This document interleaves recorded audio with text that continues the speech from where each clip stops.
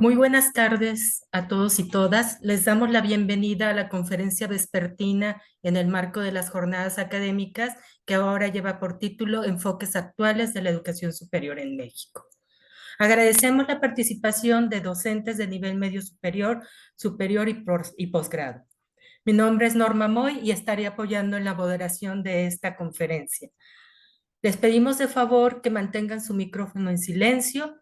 La comunicación será a través del chat que se encuentra ubicado en el centro de su pantalla de Zoom y cualquier pregunta, comentario o duda que tengan deberán externarla por esta sección. Mantener su vista y su sesión en vista de hablante para mejorar la experiencia de la charla. Les comento que la charla tendrá una duración de 1 hora. La conferenciante desarrollará el tema aproximadamente por 45 minutos y el resto del espacio es para preguntas que se presenten por parte de ustedes. Seleccionaremos las más frecuentes. Si existiera algún problema técnico, deberán dirigir su duda o pregunta en el chat buscando el nombre de apoyo técnico. Bueno, el día de hoy les comento que la conferencia lleva por título Camino hacia la inclusión en educación superior, voces del profesorado. Esta conferencia está a cargo de la doctora Norma Guadalupe Márquez Cabellos, de quien me voy a permitir leer una breve semblanza curricular. La doctora Norma Guadalupe Márquez Cabellos es doctora en psicología por la Universidad Autónoma de Aguascalientes. Actualmente es profesora e investigadora de tiempo completo de la Facultad de Ciencias de la Educación de la Universidad de Colima.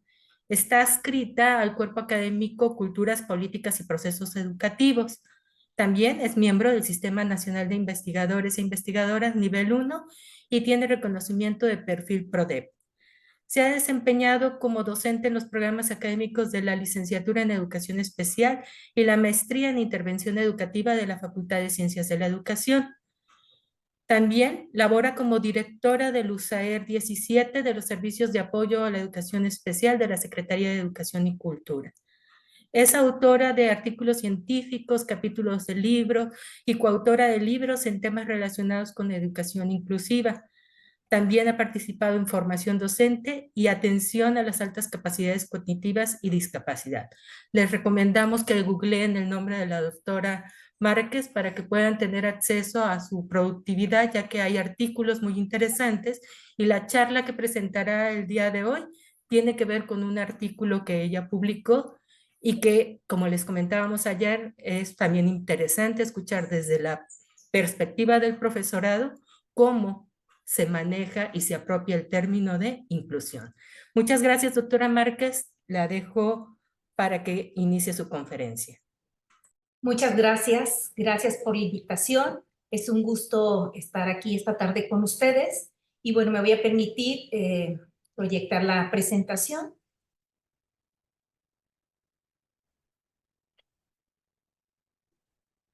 ¿Ya se visualiza? Sí, ¿verdad? Sí, gracias. Bueno, gracias, doctora Norma Moy, gracias, doctora Susana Preciado, por esta invitación. Y bueno, más que todo, más que un bagaje de lo que hemos encontrado, se ha encontrado en este camino hacia la inclusión en la educación superior, voces del profesorado, así como hay voces del estudiantado. Vamos a platicar esta tarde respecto a cuál es la perspectiva que se tiene en materia de inclusión educativa en las universidades.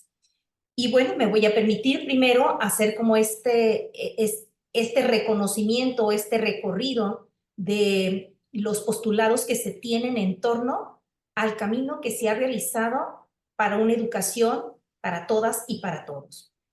Ustedes saben que la Declaración Universal de los Derechos Humanos, promulgada en 1948, reconoce por primera vez el derecho a una educación sin discriminación, una educación para todas, sin distinción en una condición o una condición física, social, psíquica del ser humano, sino en general considerando a toda esta población.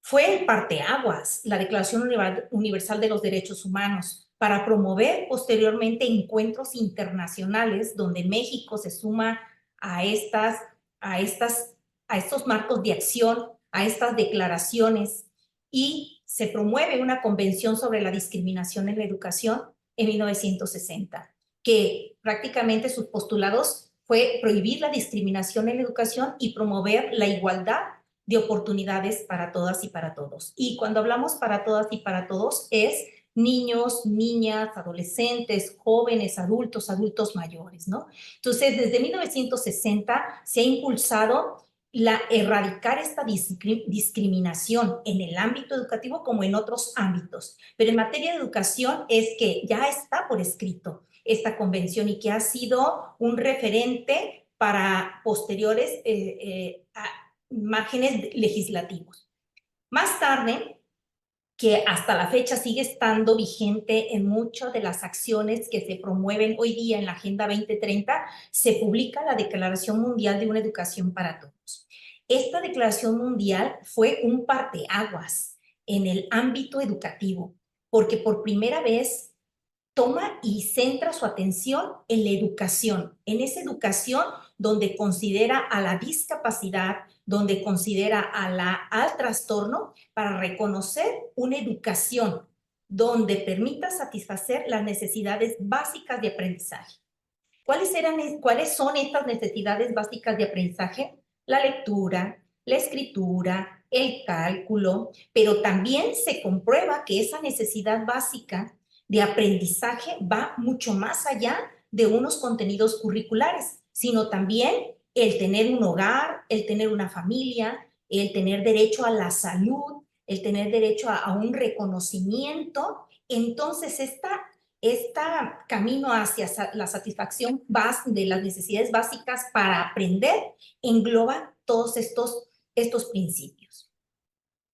¿Por qué comento que ha sido como un parteaguas esta Declaración Mundial sobre Educación para Todas y para Todos? Porque fue el referente para reuniones posteriores de muchos países, entre ellos México, países europeos han promovido principalmente esta educación para todos. Y no se diga, obviamente, muchos países de Latinoamérica. Sin embargo, los que mayor han impulsado son los países europeos, que han sido un referente para muchos países de América de impulsar acciones y principios respecto a la inclusión. En este caso, hablando en materia de encuentros internacionales, en 1994 la UNESCO promueve un encuentro para fortalecer los principios en su momento de la integración educativa. Y estos principios que tenía relación con accesibilidad, sectorización, integración, como principio de atención a la diversidad, se reúnen en Salamanca, España, en 1994 para establecer compromisos específicos para ofrecer y encaminarse a una integración educativa. ¿Por qué se promueve esta declaración? Porque con alcance a los diferentes estudios y revisiones e informes que enviaba cada uno de los países de materia de atención a la discapacidad y al trastorno en aquel entonces, comprobaron que una población minoritaria estaba recibiendo atención de manera específica, y esta población que era minoritaria estaba siendo atendida en lo que se llamó escuelas de educación especial, que hoy los conocemos como los centros de atención múltiple. ¿Qué sucedió para México en específico con esta declaración de Salamanca? Hubo reforma al artículo 3 de la Constitución, hubo planes y programas de educación básica encaminados a fortalecer la integración educativa en las aulas regulares. Entonces fue un parteaguas. ¿Por qué? Porque tenía como antecedente la Declaración Mundial sobre una educación para todos. Las tareas han sido arduas en materia de hablar de integración y posteriormente hablar desde esta perspectiva de inclusión, porque en el 2006 se promueve la Convención sobre los Derechos de las Personas con Discapacidad, y todas las declaraciones antes referidas hoy tienen sustento y su fundamento en todos los objetivos, todas las metas y principios que se postulan en la Agenda 2030 y que, hablando en materia de educación, está claramente descrito en el Objetivo de Desarrollo Sostenible número 4, que busca garantizar una educación inclusiva, equitativa y de calidad. Cada uno de los objetivos y de las metas ha sido un reto para todo el sistema educativo, en especial para muchos países que con recursos limitados han tenido que enfrentar una capacitación, un fortalecimiento en la actualización, en las ajustes o adecuaciones arquitectónicas de las instituciones, pero también el establecimiento de políticas y de prácticas pedagógicas en las aulas regulares, porque todo ello conlleva pues a un trabajo arduo donde debe de existir una sinergia entre esa partida presupuestal con las acciones que se emprendan dentro de los colectivos escolares. Esto hablando desde un marco internacional, desde un marco nacional, ¿qué se ha hecho? Se ha hecho mucho, en materia legislativa se ha hecho mucho en México. Por ejemplo, la publicación de la Ley Federal para Prevenir y Eliminar la Discriminación, que fue publicada por el Diario Oficial de la Federación en 2003, pero que tuvo su reforma en el 2024, recientemente. Y donde, ¿qué nos invita a previene y elimina todas las formas de discriminación que se ejerza contra la persona? También está la Ley General para la Inclusión de las Personas con Discapacidad, publicada en el 2011, con su reforma en el 2024, que promueve, protege y asegura en este ejercicio de los derechos humanos, que tiene sus postulados en esta Declaración Universal de los Derechos Humanos, respetar a las personas con discapacidad. Y bueno, la reforma reciente que nosotros tenemos de este artículo 3 de la Constitución, que es en mayo del 2019 y que también a su vez se ve reflejado en la Ley General de Educación, tiene principios claros. Ya no se habla de integración educativa como en la década de los 90, se habla de una educación inclusiva. Esta perspectiva que ha marcado y ha marcado sustancialmente esta política educativa.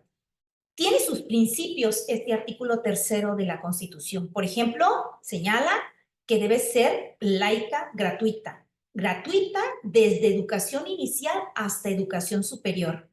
Universal, tiene este principio tan importante que es el principio universal, verlo desde una perspectiva general, desde el desarrollo de competencias para la vida.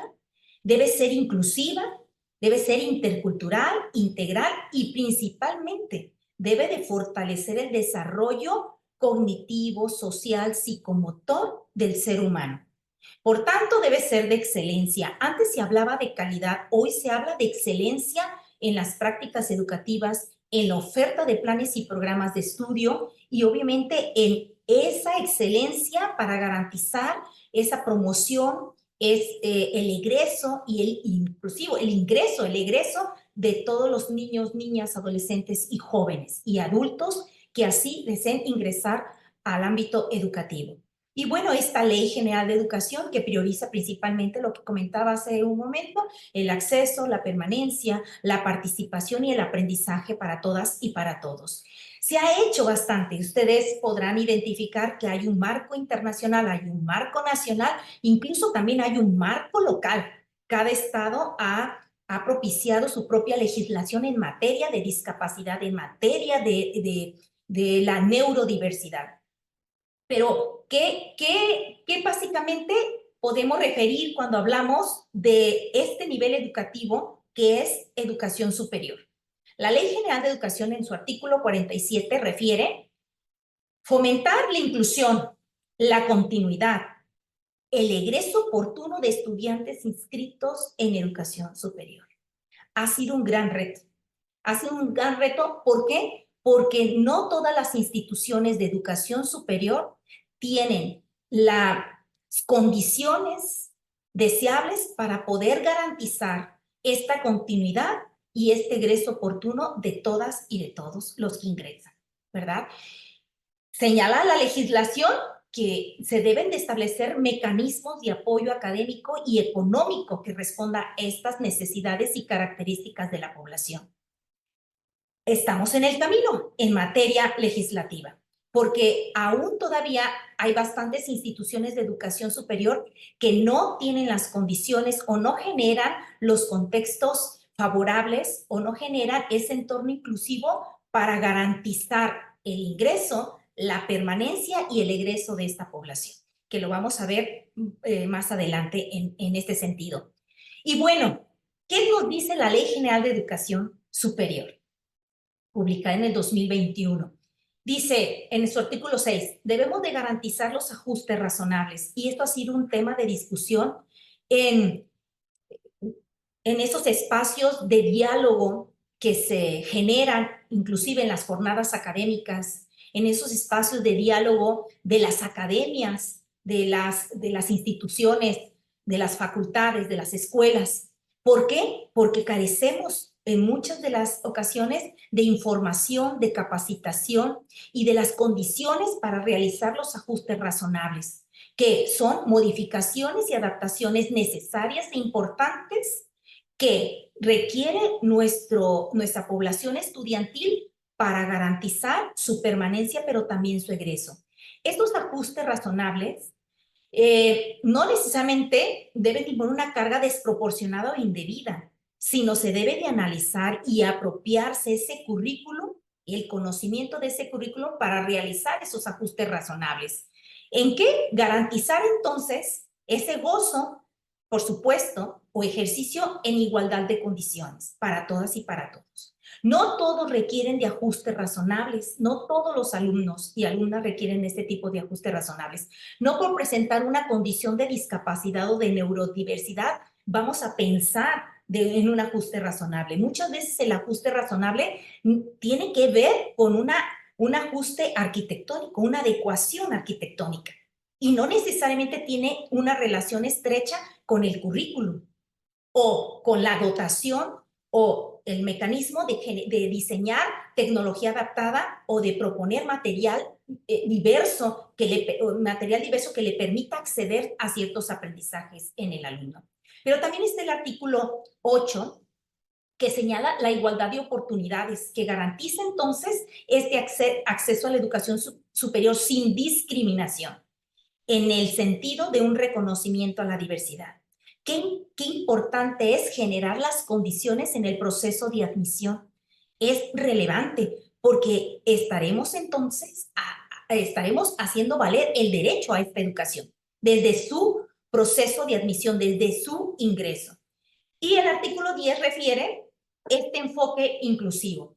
Hablar de inclusión es hablar de promover una cultura inclusiva, es promover una política inclusiva y es generar prácticas docentes inclusivas, incluso dentro y fuera del aula. Entonces, qué gran compromiso tenemos nosotros, todos los que pertenecemos y laboramos en educación superior, es inmenso. Nos enfrentamos a retos constantes, a desafíos en nuestras prácticas pedagógicas en el aula, pero también fuera de ellas. Entonces, partiendo desde esta perspectiva, desde esta legislación, hablar de educación inclusiva nuevamente nos lleva a pensar en lo que se ha manifestado en materia legislativa, ese acceso, esa permanencia, y yo incrementaría el egreso de los estudiantes y de las estudiantes para garantizar que una participación y un aprendizaje a lo largo de toda la vida.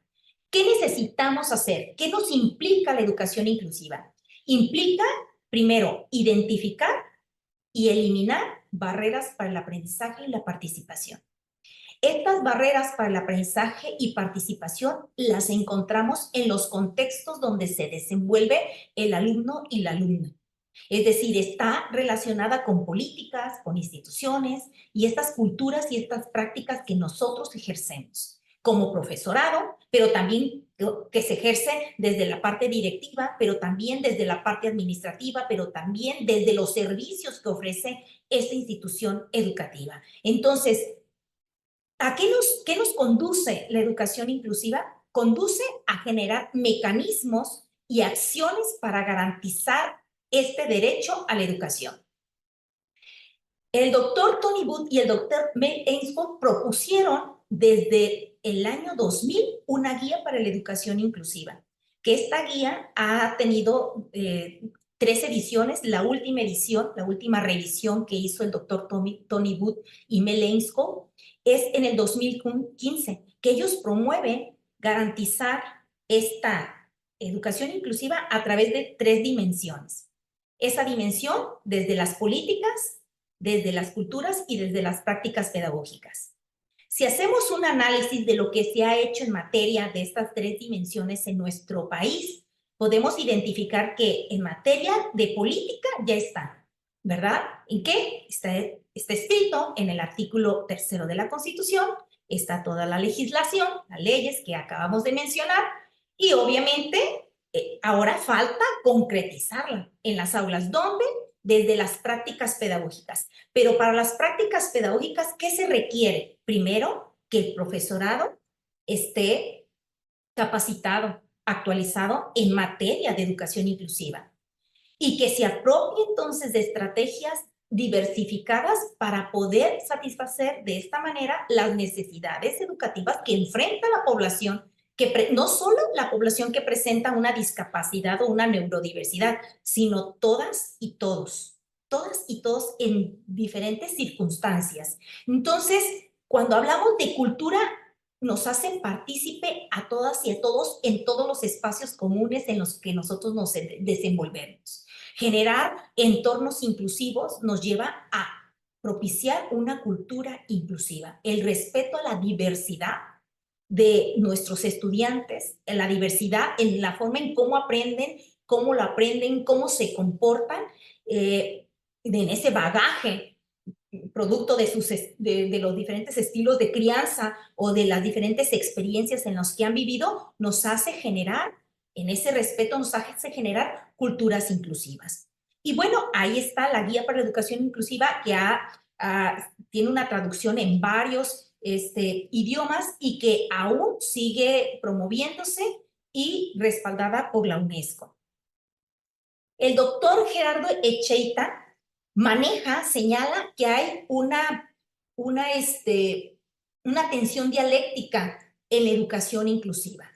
Y precisamente parte del análisis que hace el doctor Tony Booth y el doctor Mel Ainsworth con sus dimensiones. Ahí podemos identificar la dimensión de culturas, la de políticas y práctica. Y podemos identificar que hay un cambio radical. Podemos encontrar un cambio radical en esas dimensiones que habla del acceso, la accesibilidad, cómo generar entornos accesibles, la participación, el aprendizaje, es lo que nos invita estos contextos facilitadores o estas dimensiones facilitadores para generar entonces un camino hacia la educación inclusiva.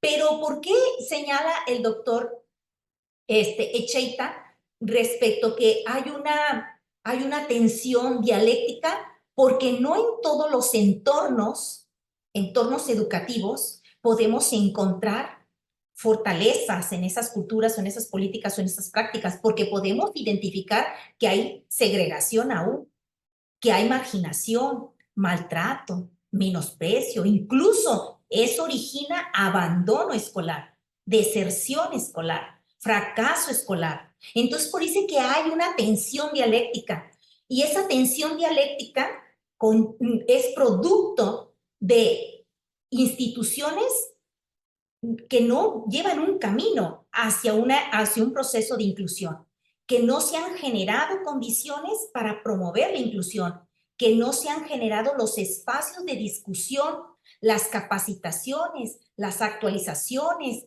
el diseño de planes y programas flexibles que nos lleve hacia esta ruta de la inclusión educativa. Entonces, ¿qué es lo que nos invita o a qué nos conduce el doctor Gerardo Echeita? A que nuestras prácticas deben de cambiar. Debemos de promover una cultura de la autocapacitación y de la capacitación y de la actualización para apropiarnos de la inclusión educativa. En este camino, entonces, estaremos hablando de este proceso que debemos de transitar. Eliminar la exclusión para alejarnos de la discriminación, creo que es básicamente un camino que debemos de transitar, ¿no? De esta inclusión, por supuesto, como un derecho y como fortalecer el camino hacia la equidad y hacia la igualdad para todos.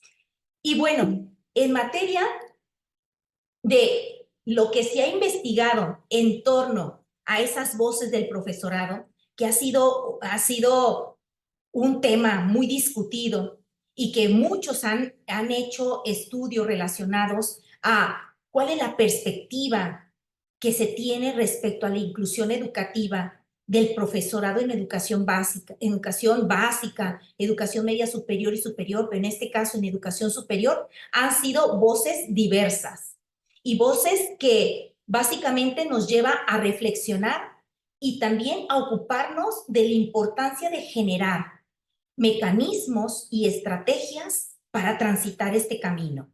Podemos encontrar, hay quienes han llevado a cabo diferentes estudios y hemos encontrado esta diversidad de respuestas. Y en esta diversidad de respuestas nos conduce principalmente a identificar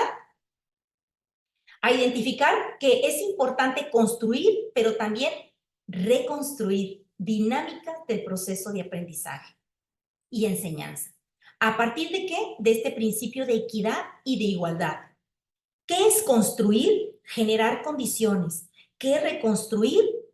Dar una mirada a nuestra práctica pedagógica para identificar qué es lo que tenemos que modificar, qué es lo que tenemos que incorporar, qué estrategias diversificadas, hacer una autoevaluación respecto a mi práctica pedagógica que me conduzca a fortalecer y diversificar mi enseñanza.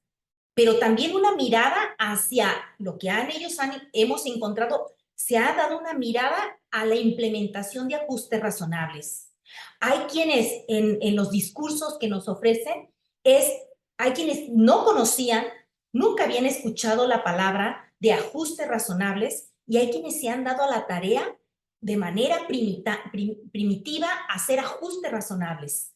Y estos ajustes muchas veces han identificado que no solamente requieren desde un ajuste razonable en el objetivo, en la metodología o en la evaluación. A veces ese ajuste razonable tiene mucho que ver con la diversidad de recursos tecnológicos que yo le ofrezca a la población estudiantil.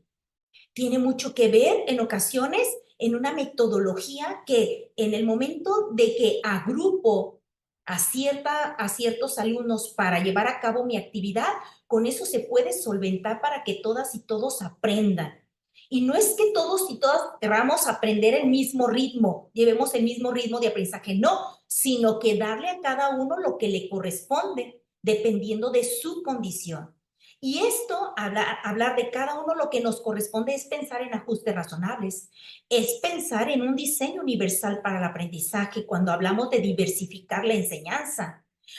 En el momento en que nosotros reconocemos las necesidades, las características y la condición del alumno, entonces podemos generar esta diversificación de la enseñanza.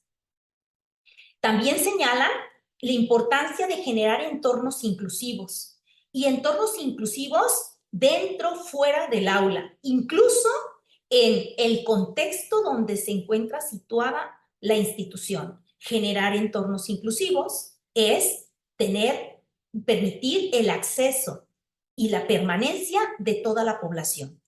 Pensar en entornos inclusivos es generar las condiciones arquitectónicas, pero también administrativas, pero también organizativas, para que todos y todas podamos entonces seguir aprendiendo a lo largo de nuestra estancia educativa.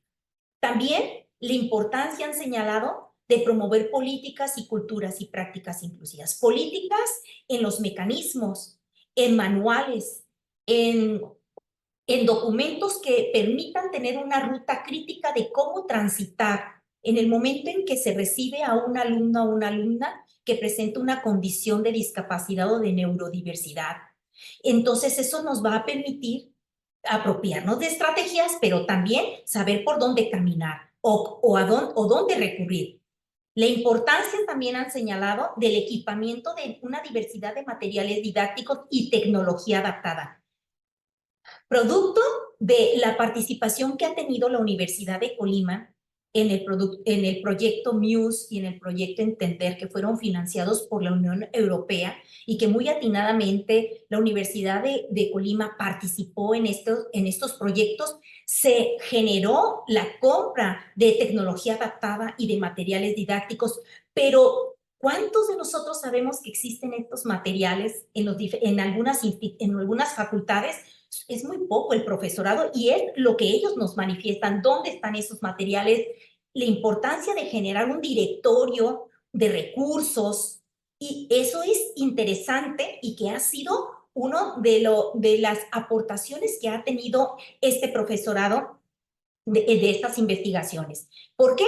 Porque sí tenemos la tecnología adaptada, sí tenemos la diversidad de materiales didácticos y hay quienes han venido a solicitar ese tipo de recursos a la Facultad de Ciencias de la Educación, que es donde tenemos la mayor parte de este material didáctico. Pero ¿cuántas facultades no saben que está aquí este material didáctico y que pueden hacer uso del mismo, ¿no? También generar la capacitación y actualización en temas de inclusión, como estos espacios que se dan en las jornadas académicas. Las jornadas académicas no es un tema nuevo, para las jornadas académicas no es un tema nuevo hablar de inclusión, ni de buenas prácticas inclusivas. Ya se viene promoviendo este tipo de capacitaciones y de actualizaciones en ediciones anteriores. Y a su vez también hay facultades, escuelas que generan sus propios espacios de capacitación y actualización. Y eso es loable, eso permite identificar que se están generando prácticas, culturas y también políticas internas de esa facultad. Entonces, seguir aún promoviendo estas capacitaciones nos compromete más hacia este camino de la educación inclusiva. Y hay un tema pendiente que manifestaba el profesorado: generar programas educativos flexibles. Ahora, con esta oportunidad que se tiene de las reestructuras, de los diseños curricular y del diseño curricular, es importante pensar en esa flexibilidad curricular para hacer una simplificación del currículum cuando tengamos a un alumno o una alumna con una condición de discapacidad.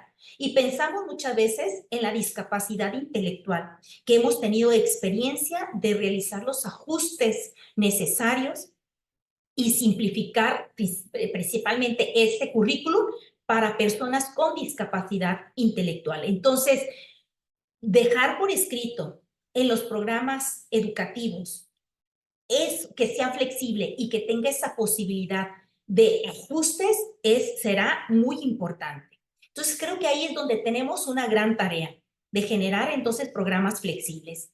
Y también hay otra tarea importante y que se está trabajando en materia, es la generación de protocolos de intervención y seguimiento académico. Cómo registrar las trayectorias académicas de la población con discapacidad o neurodiversidad es muy importante. ¿Cómo lo podemos? Es generar entonces mecanismos, manuales, protocolos de cómo transitar durante esa estancia académica de la población y la importancia de generar esa trayectoria académica y dejarla por escrito, ¿verdad? ¿Por qué? Porque en muchas ocasiones el alumno ya fue diagnosticado, el alumno ya transitó por educación básica, media, superior, con apoyos, con toda una red de apoyos propios de la misma institución o fuera de la institución, que permite no iniciar prácticamente, iniciar de ceros, sino que retomar esa trayectoria, esas evaluaciones, esos mecanismos que se implementaron en su momento para darle seguimiento al aspecto académico. Creo que nos parece muy interesante retomar estas voces del profesorado para la toma de decisiones en las diferentes universidades. Entonces, hay otras voces que nos dicen que carecen de material didáctico, de capacitación, de actualización, pero también de condiciones de formación. No necesitamos haber sido formados desde una institución superior, es decir, desde la formación docente, sino en el camino podemos apropiarnos de estrategias para diversificar nuestra enseñanza y lo hemos hecho. En el camino lo hemos hecho. Con ayuda o sin ayuda, creo que hemos generado las condiciones para fortalecer el aprendizaje y la participación de esta población. Y entonces, ¿a qué nos lleva o qué nos lleva estas reflexiones del profesorado? A pensar en este alcance de la educación inclusiva. ¿En qué? En tener una presencia. Una presencia de la inclusión es lograr esta permanencia y el acceso a la permanencia y el egreso de nuestra población estudiantil. También pensar en este alcance de la participación efectiva de la población que está transitando. Esta participación nos lleva a reflexionar sobre la importancia de que si participa, entonces está generando un aprendizaje, una participación integral a lo largo de toda su vida escolar.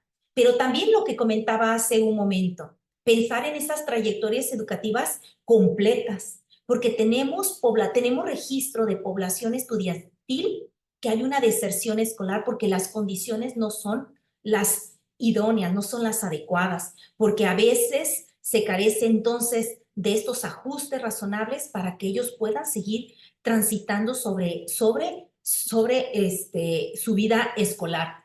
También pensar en este alcance de la educación inclusiva en un avance permanente del estudiantado dentro de su formación y de su aprendizaje y de su participación.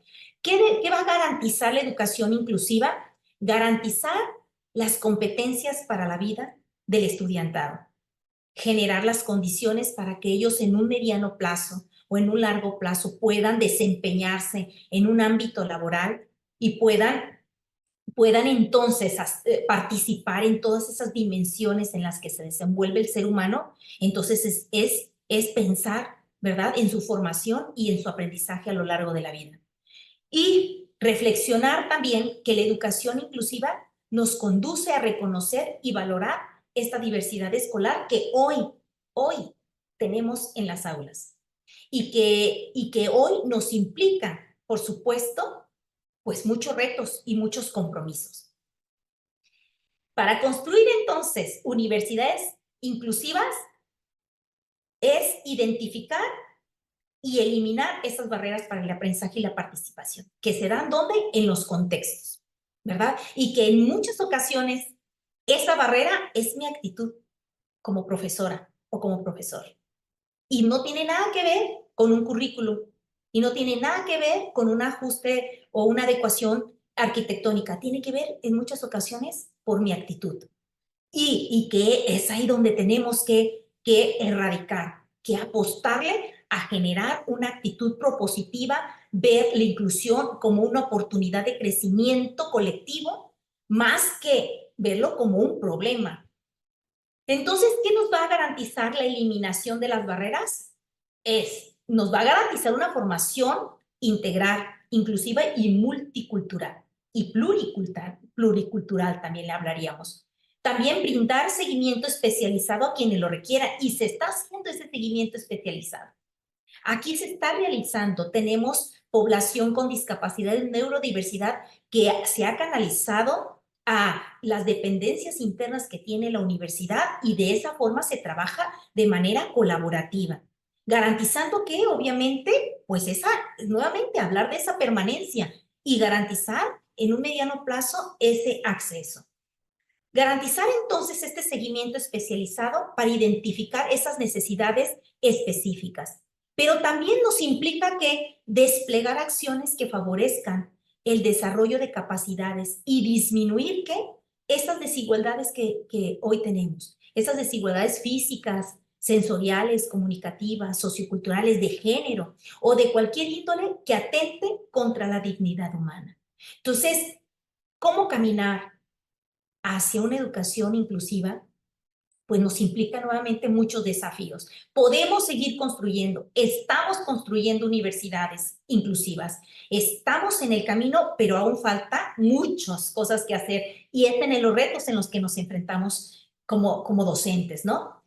Sí, garantizar una educación inclusiva, pero también va a la par en esta garantía de la educación inclusiva, apropiarnos de estrategias, de mecanismos para generar entornos inclusivos y favorecer de esta forma el aprendizaje y la participación, pero también qué tan importante que nosotros tengamos la capacidad de evaluar las acciones que implementamos en el aula, hacer una autoevaluación docente que nos implique reconstruir esas prácticas, generar mecanismos de comunicación con padres de familia. Y ustedes dirán, pero ¿cómo en educación superior generar estos mecanismos de comunicación con padres de familia? A veces sí es necesario y lo hemos hecho como institución superior.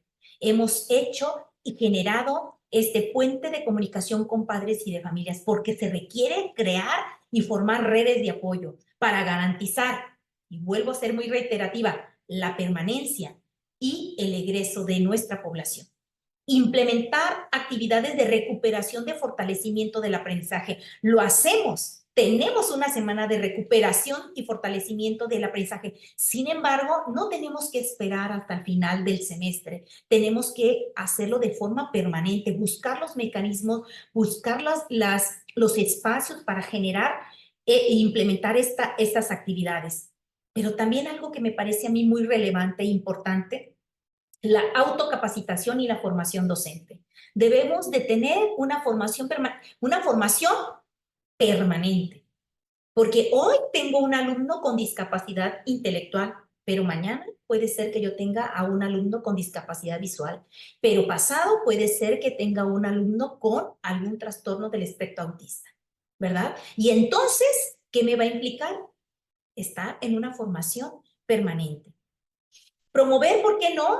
Habilidades de autoaprendizaje y autogestión con mis alumnos, con los alumnos. ¿Por qué? Porque les va a permitir entonces poder seguir aprendiendo con o sin mí. Aplicar una evaluación dinámica del aprendizaje. Y fíjense que hablar de una evaluación dinámica del aprendizaje implica no pensar en un solo mecanismo de evaluación, sino pensar en varios mecanismos de evaluación donde pueda hacer partícipe a mi población estudiantil, pero también tener esa capacidad de autoevaluarme como profesora, pero también identificar que no solamente el examen escrito, no solamente el ensayo que solicite, no solamente las actividades que se lleven a cabo en el aula, sino también que pueda ser una evaluación integral, una evaluación diversificada, me va a permitir entonces garantizar que siga permaneciendo y que egrese mi alumno. ¿Y por qué no pensar también implementar actividades para el desarrollo socioemocional, que tan importante es, ¿verdad? Y que eso nos genera. Necesitamos también nosotros tener un soporte, en este desarrollo emocional y donde podamos generar las condiciones como institución para poder fortalecer para el profesorado, pero también para la población estudiantil. Y bueno, a manera de reflexión, mencionamos que la inclusión es una tarea compartida, que nunca termina. Para mí la inclusión me parece que nunca va a terminar, porque nos encontramos con estos retos que acabo de referir. No terminan. Su razón de ser de la inclusión es erradicar la discriminación, la marginación, la segregación para lograr acceso, permanencia, promoción, egreso de todas y todos en este sistema educativo. Fíjense qué gran tarea tenemos. Ya está legislado. Ahora falta, debemos de caminar más sobre la acción. La acción son las prácticas. La acción es lo que nosotros nos va a llevar entonces a ver de manera concreta la inclusión y no solamente de forma escrita, sino en nuestras prácticas, esas prácticas que se generan en las aulas, pero también fuera de ellas, en estos espacios comunes que nosotros tenemos en estas instituciones de educación superior. Y bueno, de mi parte lo dejo aquí y abrimos el espacio para preguntas. Gracias. Muchas gracias, doctora Norma Márquez. No me le cambien de nombre, es Norma Márquez, no es Claudia.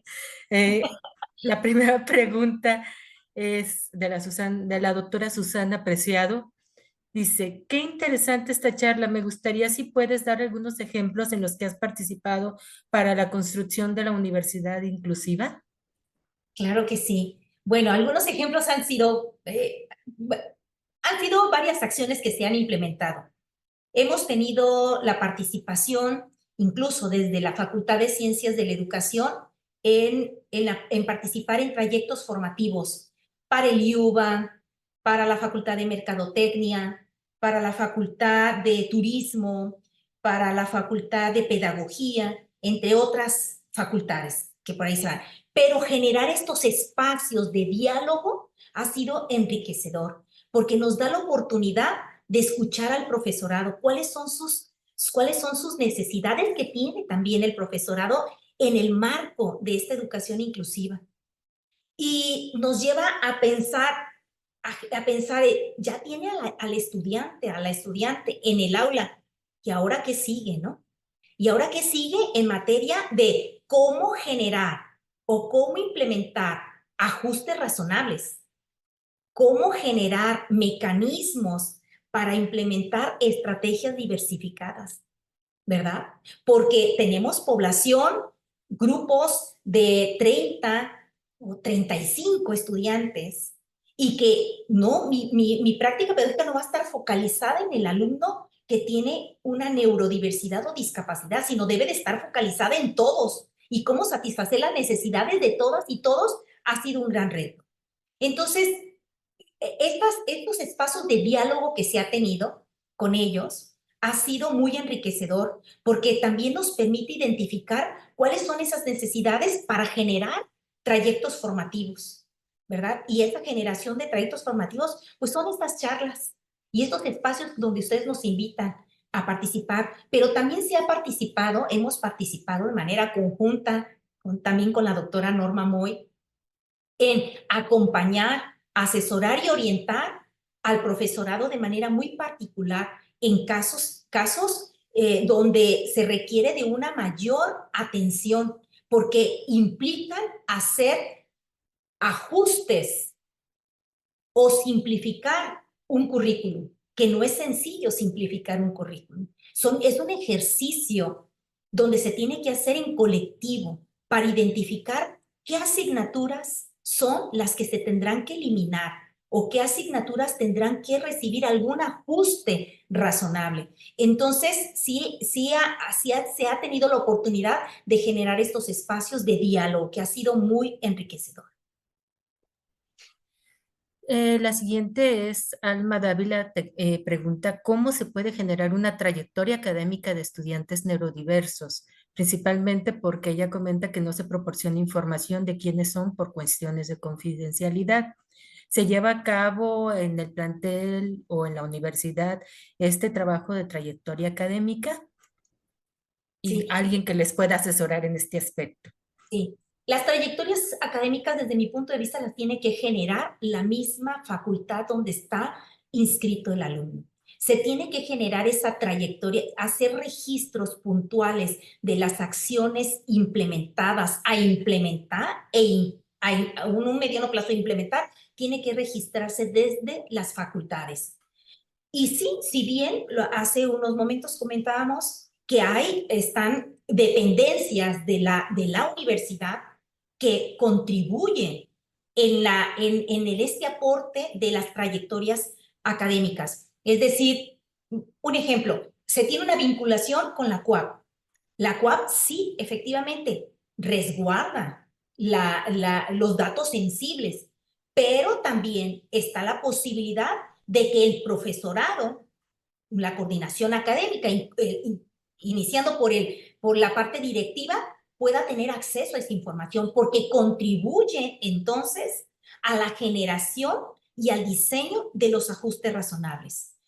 Por otra parte, donde también es una responsabilidad compartida a través de las academias, donde se hacen los diferentes registros.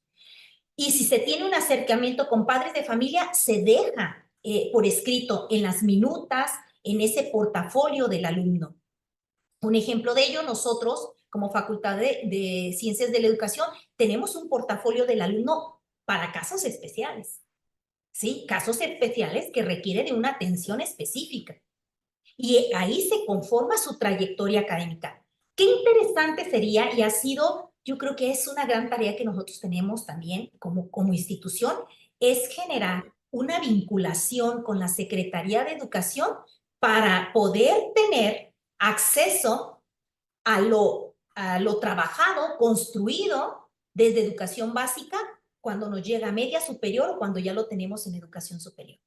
Qué interesante es tener en esta conformación de la trayectoria académica desde educación básica, porque el alumno fue atendido en educación básica a través de las unidades de servicio de apoyo a la educación regular. Sin lugar a duda, recibía ahí apoyo. Y tiene toda una conformación de un portafolio pedagógico, psicopedagógico, y que son referentes para nosotros como profesorado para implementar y seguir desarrollando acciones específicas, ¿verdad?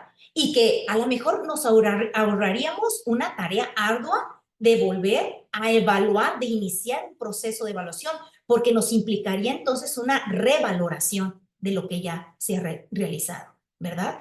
¿Dónde se puede, decía, bueno, qué instancias? Está la instancia, está la CUAP, incluso está la Facultad de Ciencias de la Educación. También han tenido acercamiento con la doctora Susana Preciado, a través de docencia, en su momento a través de educación superior. Entonces, creo que las instancias están. ¿A quién nos corresponde? Creo que les corresponde a la parte directiva, de buscar esos mecanismos y esas acciones para conformar esas trayectorias académicas.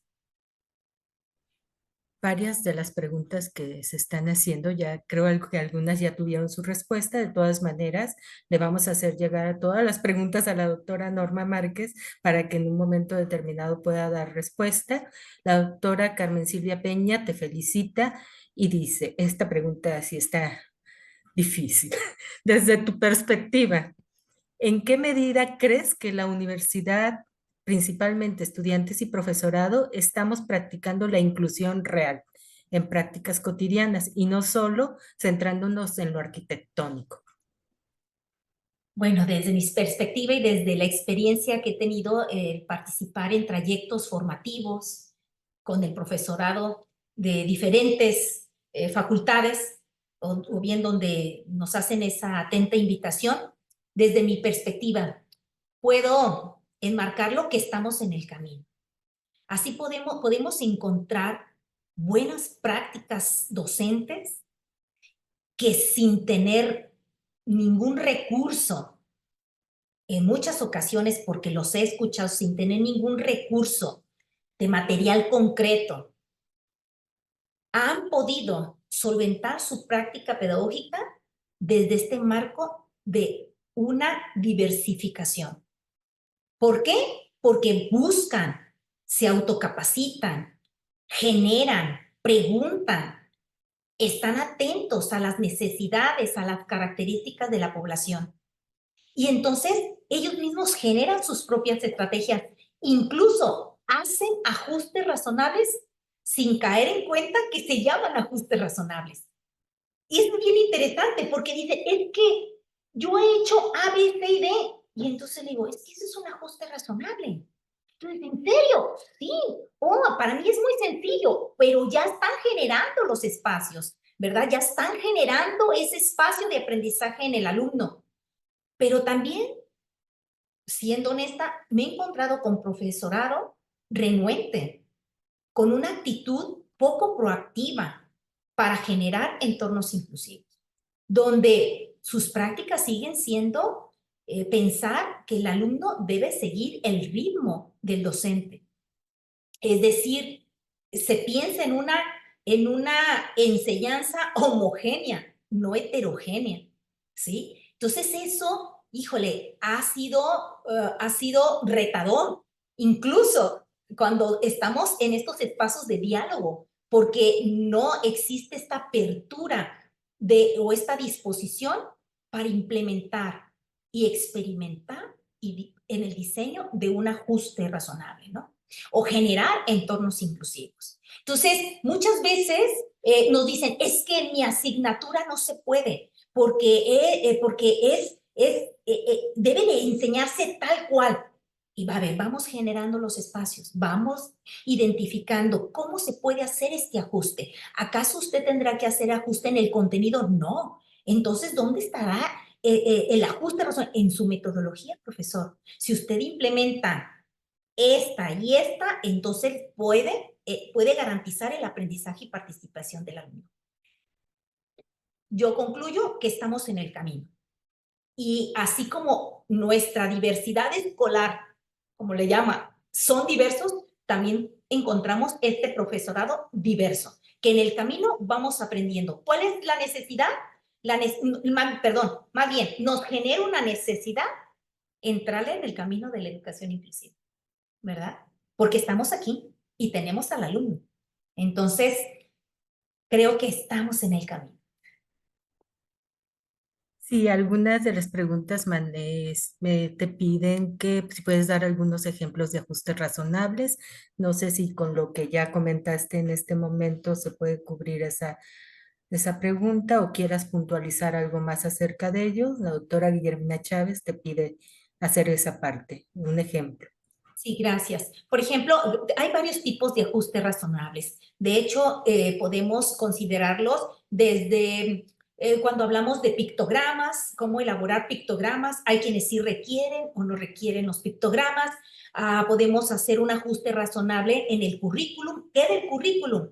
En el contenido, en la metodología, en la evaluación. Voy a poner un ejemplo específico. Yo tengo un alumno ciego o una alumna ciega y entonces yo no tengo acceso, mi conocimiento no es en el sistema braille, pero donde sí puedo hacer un ajuste razonable ahora con la tecnología a nuestro favor y que ellos tienen una infinidad de software, entonces puedo darle toda una compilación de material en electrónico para que él pueda con su lector, pueda entonces acceder a los contenidos que estoy señalando en mi asignatura. Es decir, puede tener acceso a los diferentes materiales, pero en electrónico, y que hoy lo tenemos, ¿no? O sea, hoy lo tenemos. Sin embargo, también como, bueno, tenemos, el alumno no tiene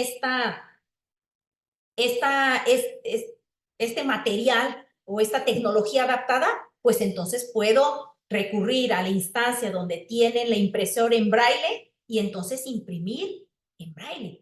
Ese es un ajuste, lo que puede ser, por hablar por un ajuste como muy sencillo, pero también tiene que ver mucho en dónde, ¿verdad? Porque puede ser desde el aspecto comunicativo, desde el aspecto arquitectónico, desde el aspecto del currículum, pero también desde el aspecto desde mis propias prácticas docentes. Entonces, la práctica pedagógica tiene mucho que ver para poder implementar los ajustes razonables. Entonces, hay una diversidad, han clasificado los tipos de ajustes razonables que con mucho gusto puedo compartirle literatura al respecto para poder identificar de manera muy puntual referente a los ajustes razonables.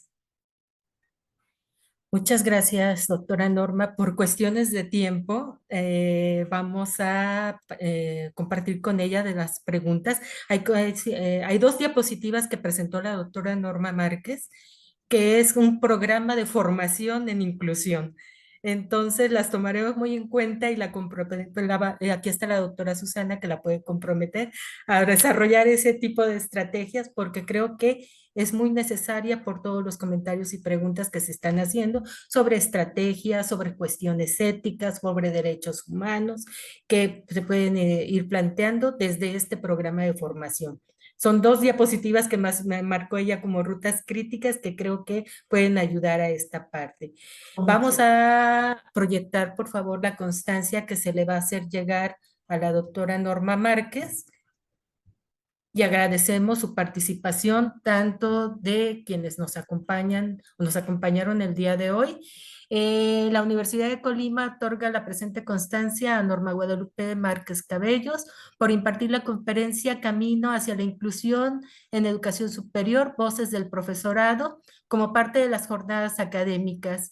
La constancia es emitida por la doctora en arquitectura Marta Eugenia Chávez González, directora general de Desarrollo del Personal Académico. Muchas gracias, doctora Norma, muchas gracias a quienes Gracias estuvieron a usted. acompañándonos el día de hoy. Recordarles que pues estas jornadas vespertinas están resultando muy interesantes y les seguimos invitando a que nos acompañen a las 5 de la tarde con un cafecito para escuchar una serie de charlas que han sido planeadas para el beneficio de todos y todas nosotros. Gracias a todos, gracias a todas y con esto damos terminado la sesión. Gracias, doctora Norma. Gracias a ustedes. Buena tarde.